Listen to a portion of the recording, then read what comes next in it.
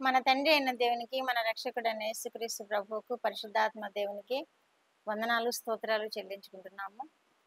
దేవుడు మా జీవితాల్లో చేసిన ఎంతో అద్భుత కార్యాలను వెల్లడి చేయకుండా ఉన్నట్లయితే దేవుణ్ణి మహిమపరిచిన వారముగా ఉండలేమని నేను మరి ఒకసారి దేవునికి సాక్షిగా మీ ఎదుట నిలబడ్డాను. దేవుడు మా జీవితాల్లో చేసిన మహాశ్చర్య కార్యాలను తలపోసుకుంటూ ఆయనకి వేలాది స్తోత్రాలు చెల్లించుకుంటున్నాను. కీర్తన 136 కీర్తన 4వ వచనంలో రాయబడినట్లుగా ఆయన ఒక్కడే మహాశ్చర్య కార్యం చేయవాడు, ఆయన కృప నిరంతరమును ఆయన వాగ్దానం చేశాడు మాకు దేవుడు. మా వారి విషయంలో నేను ఉపవాసం ఉండి ప్రార్థన చేసినప్పుడు ఈ వాగ్దానం ఇచ్చాడు దేవుడు. అప్పటి నుండి ఇప్పటి వరకు మా వారి విషయంలో ఎన్నో మహాశ్చర్య కార్యాలు జరిగించాడు దేవుడు. నా విషయంలో కూడా మహాశ్చర్య కార్యం జరిగించాడు. మా పట్ల మాత్రమే కాదు, బంధువుల పట్ల కూడా మహాశ్చర్య కార్యాలు జరిగిస్తూ వచ్చారని నేను తెలియజేయడానికి ఎంతో సంతోషిస్తున్నాను. దేవునికి వందనాలు చెల్లించుకుంటున్నాను.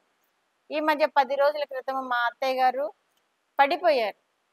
వారిరువురు కమిషనర్ టీజీ సుందరమ్మ గారు, కమిషనర్ సుశీలమ్మ గారు సాల్వేషన్ ఉద్యోగస్తులుగా పనిచేసి విరామం తీసుకున్నారు. వారు ప్రారంభంలో ఇద్దరు ఉపాధ్యాయ వృత్తి చేసేవారు.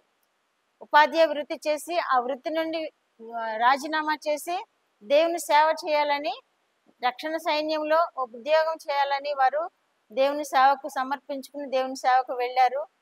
వారు విరామం తీసుకొని 25 సంవత్సరాలు అవుతుంది. ఈ మధ్య కాలంలో 10 రోజుల క్రితము మా అత్తయ్య గారు పడిపోయారు.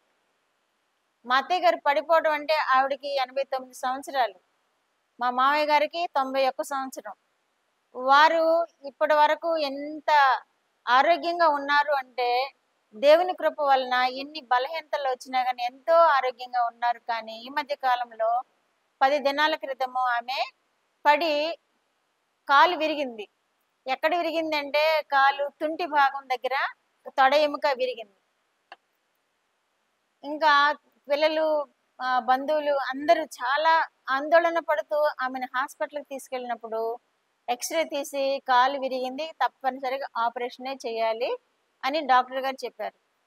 డాక్టర్ గారు చెప్పినప్పుడు ఆ డాక్టర్ గారు చెప్పి ఆమెకి ఆపరేషన్ చేయడానికి ఆయన కూడా ఎంత భయపడ్డారు అంటే, ఆమె ఒబేసిటీ ఉంది, ఆమెకి బీపీ ఉంది, ఆమెకి అప్పుడప్పుడు ఆయాసం కూడా వస్తుంది, ఆమె ఓల్డ్ ఏజ్ కాబట్టి ఎముకలన్నీ గుల్లబడిపోయి ఉంటాయి కాబట్టి ఆమెకి ఆపరేషన్ చేయడానికి ఆ డాక్టర్ గారు చాలా భయపడ్డారు.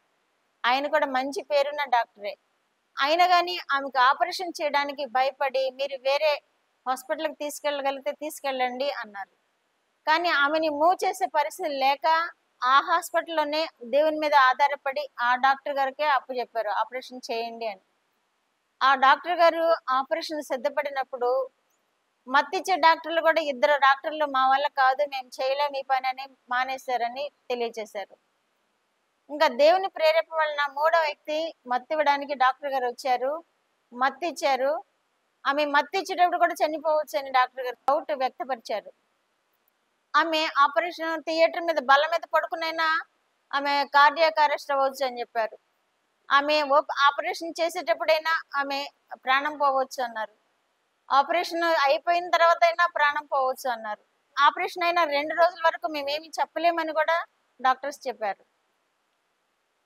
ఇంత డౌట్ వ్యక్తపరిచారు. ఎందుకంటే ఓల్డేజ్ ఒకటి, ఆమెలో ఉన్న బలహీనత ఒకటి, ఇవన్నీ కారణంతో వాళ్ళు చాలా భయపడిపోయి వాళ్ళు ఆపరేషన్ తప్పనిసరిగా చేయవలసి వచ్చింది.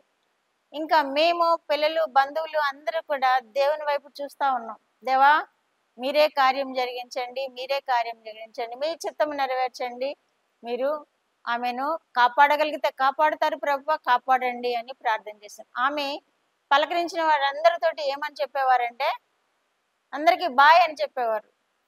ఎందుకంటే డాక్టర్స్ చెప్తే మాటలు విని ఆమె నేను కూడా ఇంకా చనిపోతాను అనే ఉద్దేశంతో ఆ నిర్ణయానికి వచ్చేసి అందరికీ ఎవరు పలకరించినా అందరికీ చివరిలో బాయ్ అని చెప్పేవారు.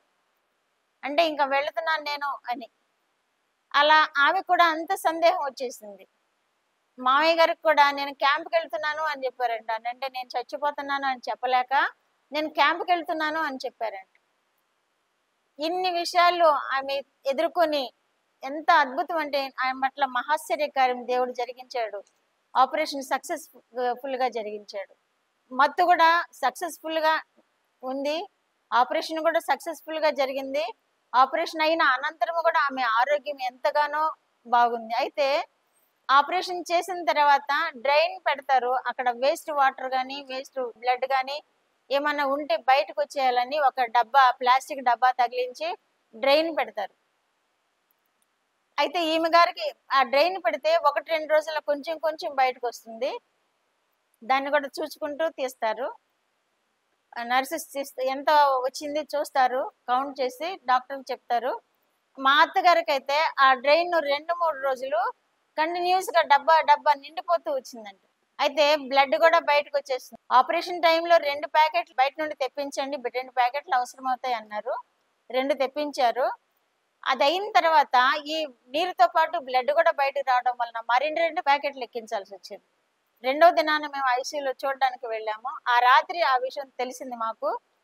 ఇంకో ప్యాకెట్ రెడీగా పెట్టుకోండి, ఆమె బ్లడ్ అంతా బయటకు వచ్చేస్తుంది అని పిల్లలకి సలహా ఇచ్చారు డాక్టర్ గారు.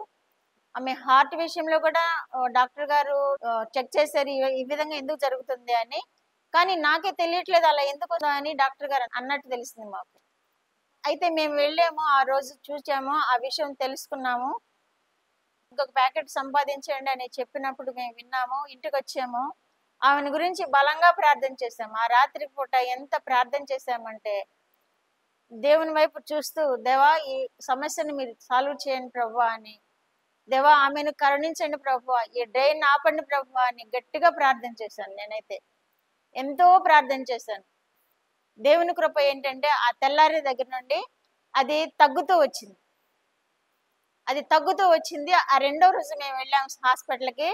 దేవుని కృప ఏంటంటే ఆ డ్రైన్ తీసివేశారు, ఇంకా అవసరం లేదు, అది రావట్లేదు, వేస్ట్ రావట్లేదు అని. అంత మహాశ్చర్య కార్యాలు జరిగించాడు దేవుడు ఆమె పట్ల. ఆమె ఈ రోజు ఆరోగ్యంగా ఉంది, డిశ్చార్జ్ అయ్యింది, ఇంటి దగ్గర రెస్ట్ తీసుకుంటున్నారు, మందులు వాడుతూ ఉన్నారు. అనేక మందికి ఆదర్శనీయంగా ఆమె బ్రతికింది. ఇప్పుడు అనేక మందికి ఇది గొప్ప సాక్ష్యం అనమాట. 89 సంవత్సరాల్లో కాలు విరిగిపోయి ఆపరేషన్ జరిగి ఆమె ఇప్పుడు బాగుంది అంటే అది ఎంతో దేవుడు చేసిన మహాశ్చర్య కార్యమే. కానీ డాక్టర్స్ కానీ మరెవరు కానీ కాదు. డాక్టర్లో దేవుడున్నాడు, మందులు ముట్టుకున్నాడు దేవుడు, ఆమెను బాగు చేశాడు. ఈ రోజు ఇంటి దగ్గరికి వచ్చి ఇంట్లో రెస్ట్ తీసుకుంటున్నారు, మందులు వాడుతూ రెస్ట్ తీసుకున్నారు. ఇంకా నడవడానికి ఆమె నిలవాలి అంటే అది బాగా సెట్ అవ్వాలి, ఆ కండ పూడుకోవాలని డాక్టర్ గారు చెప్పారు. కాబట్టి అది కూడా త్వరలో మానిపోనట్లు మీరందరూ ప్రార్థన చేయండి. ఇట్టి మహాశ్చర్య కార్యాలు గొప్ప దేవుడు మా జీవితాల్లో జరిగిస్తున్నాడు. అందరి జీవితాల్లో కూడా ఆయన నమ్ముకున్నప్పుడు జరిగించే దేవుడుగా ఉన్నాడని మరి ఒకసారి ఈ వాక్యము మా జీవితాల్లో నెరవేర్చబడింది. మేము ఆయన్ని ఆధారం చేసుకున్నాం గనుక మా జీవితంలో ఈ విషయంలో మరి ఒకసారి మహాశ్చర్య కార్యం జరిగించి దేవుడు ఈ విధముగా ఆయన సాక్షులముగా మేము నిలబడే భాగ్యం మాకు దయచేసినందుకు దేవునికి వేలాది స్తోత్రాలు చెల్లించుకుంటున్నాము. ఆమె నిమిత్తమై మీరందరూ ప్రార్థన చేయవలసిందిగా ప్రార్థనలు కోరుతున్నాం. దేవుడు మనందరినీ దీవించును గాక.